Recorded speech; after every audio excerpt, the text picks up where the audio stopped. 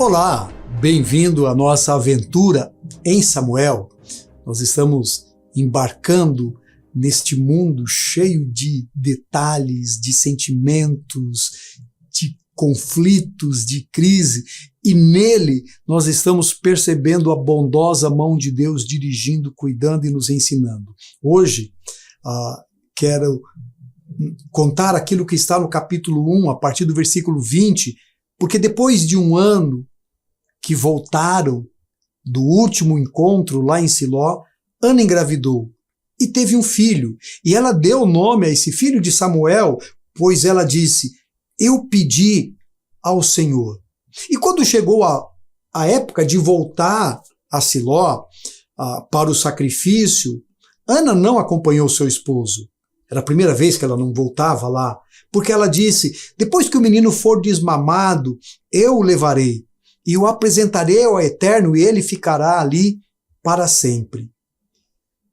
Ok, passado o tempo, depois que ele foi desmamado, Ana o levou para Siló com uma oferta generosa para uma refeição sagrada.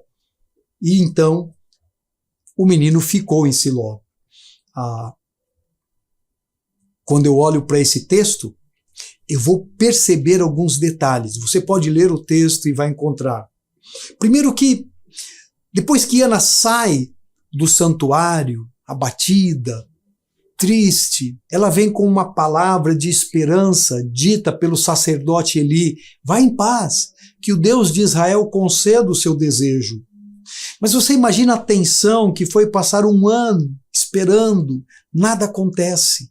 Nada muda, nada muda. Voltar para casa significava reviver as mesmas experiências do passado, olhar todos os dias para Penina, ser desprezada, humilhada, zombada. Voltar para casa era não ter nenhuma perspectiva de mudança. Isso também acontece comigo, acontece contigo, às vezes. A gente não tem como mudar e a gente diz assim: eu vou fugir.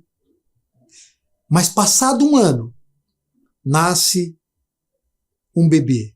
Chegou a alegria. Agora tudo é diferente, porque tudo aquilo que incomodava não existe mais. Ana não é estéril.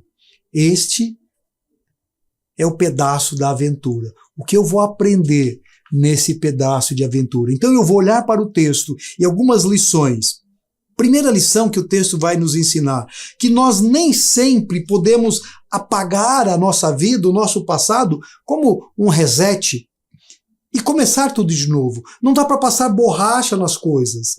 Aliás, esse sentimento pode acabar trazendo mais frustração do que esperança.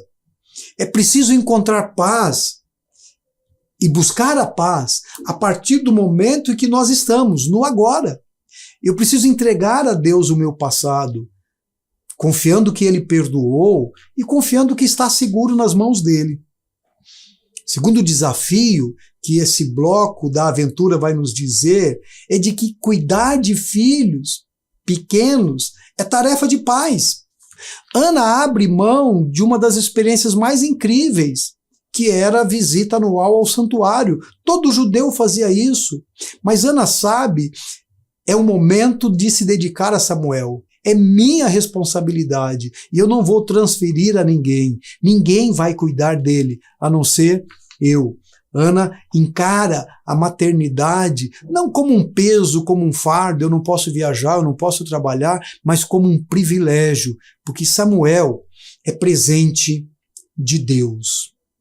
Uma terceira lição que esse texto vai nos dizer é de que quando nós nos acostumamos com as bênçãos de Deus, a gente tem a tendência de segurá-la, de retê-las, de guardar para a gente.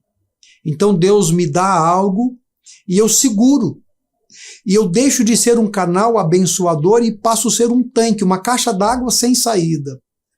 Ana recebe o maior presente, o sonho da sua vida, e ela diz: este filho pertence ao Senhor e eu vou levá-lo para que viva na presença do Senhor para sempre.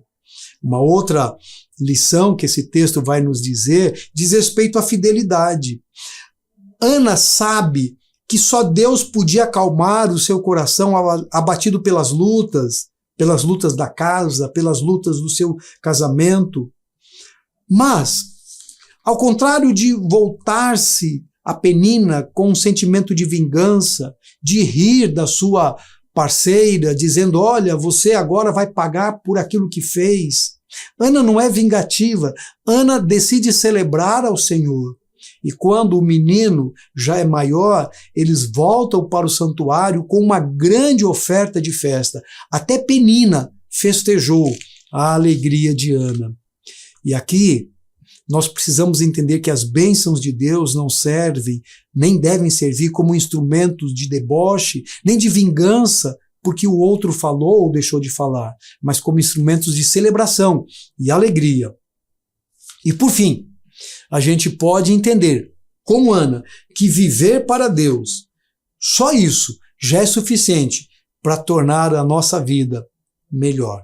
Por isso eu oro dizendo, Senhor, que o meu coração descanse, que o Senhor sempre tem me abençoado e que ao entender as bênçãos do Senhor, eu tenha um coração grato e celebre.